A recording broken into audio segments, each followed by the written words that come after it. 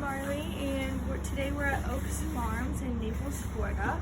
The first thing I'm going to go over is the difference between sustainable and industrialized agriculture. So industrialized agriculture is highly concentrated and mechanized, relying on chemical inputs like fertilizers, pesticides, and antibiotics. But sustainable agriculture is using methods that protect the environment and public health, human communities, and animal welfare. And it's gaining a lot of attraction. So the next thing we'll go over is understanding how agricultural practices have changed throughout human history. So the history of agricultural practices have changed dramatically over the course of history and have a growing impact on our natural resources. As hunters and gatherers, mankind has a minimal impact on the environment. Early domestication of plants and animals started to transform land as people established settlements around food resources. Since the 1900s, agriculture has seen large increases in productivity through the management practices such as pesticide use and fertilizer application. This modern industry, although credited with helping to ease famine, carried an enormous environmental footprint as a growing disconnect with our food. Agricultural systems such as permaculture, seen at FGCU's food forests, utilize sustainable approaches for food resources. Permaculture and the patterns and features observed in the natural ecosystems rather than using the resource-intensive practices seen in industrialized agriculture. Agriculture is an excellent case study to demonstrate the triple bottom line sustainability as it balances numerous aspects of the environmental impacts, economic profit, and equity issues. Some environmental impacts. The system is driven by the sun and maintained by natural water and nutrient cycling. Crops are rotated, water and nutrients are restored, and land is allowed to rest, and animals can graze in the land. In contrast, industrial farms require large inputs of fossil fuels, waters, pesticides, herbicides, and fertilizers.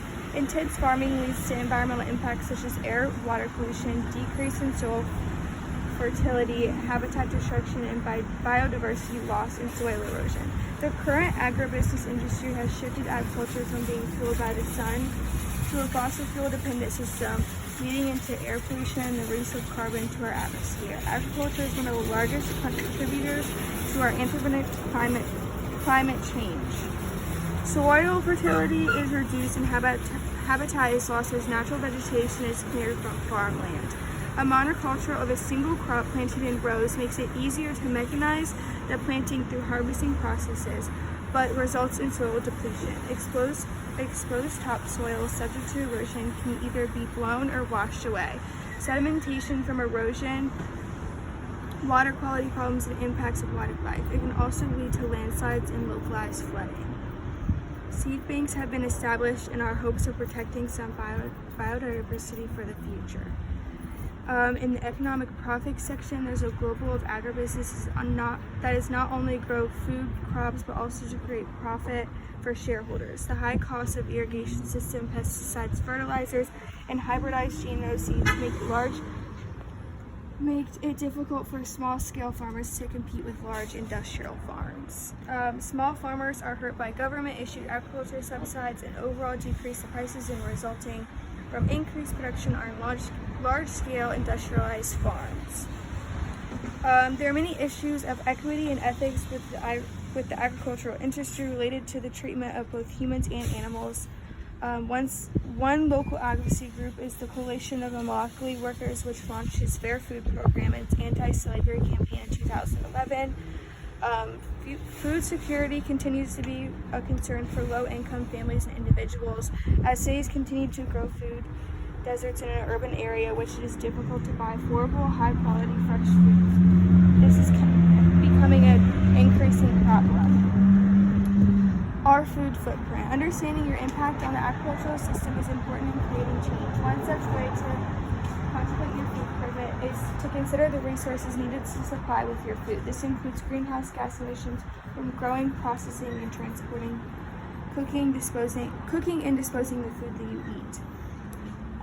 Campus Dining also has several initiatives to reduce our food impact, including Meatless Mondays, vegetarian and vegan options for the Real Food Challenge. The Real Food Challenge seeks student activists to advocate for a shift in the university food budget away from industrial farms and junk food towards local, ecologically sound and humane food sources. So if you want to show, we're at the Oaks Farmers Market. There's a bunch of stuff over here. Obviously, when you get around to film the video. And then there's some plants here, like some fresh basil, parsley, that kind of stuff you can like bring home with you. And there's some more over here. So that is all for today. Thank you for watching.